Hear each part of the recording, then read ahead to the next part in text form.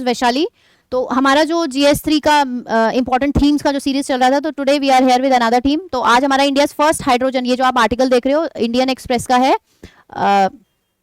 इसमें बताया गया India first hydrogen power train and why it matters. तो this shows the importance of the green hydrogen mission, the national green hydrogen mission and the why the hydrogen train. तो उससे तो जो आपका green hydrogen वाला aspect है वो important है, तो उसी चीज को ध्यान में रखते हुए will start.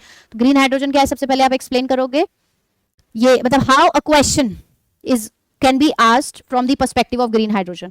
It is essential for decarbonizing India's hard to abate sectors and ensuring energy security. Examine the significance of national green hydrogen mission, discuss the challenges and suggest measures to build a competitive green hydrogen ecosystem. तो question कहीं ना कहीं इस तरीके से on this central theme पूछा जा सकता है। तो you should be prepared with these 3-4 angles. What it is, what is the significance, what are the challenges and what should be the way forward. Okay.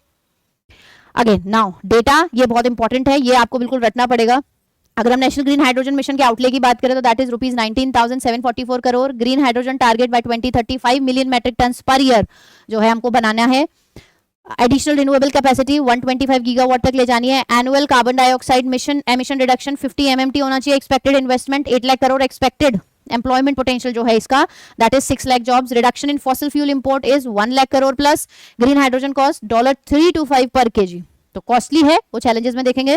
और अगर हम ग्रे हाइड्रोजन की बात करें दैट इज $1.5 to 2 पर KG, तो आप देख सकते हो इट्स ऑलमोस्ट ट्वाइस, तो उससे कॉस्ट भी बढ़ेगी। वाटर रिक्वायरमेंट की बात करें तो 9 to 10 litres water is required in generating पर केजी ऑफ हाइड्रोजन, राइट। तो ये कुछ इंपॉर्टेंट पॉइंट्स हैं, इनको ध्यान में रखिए।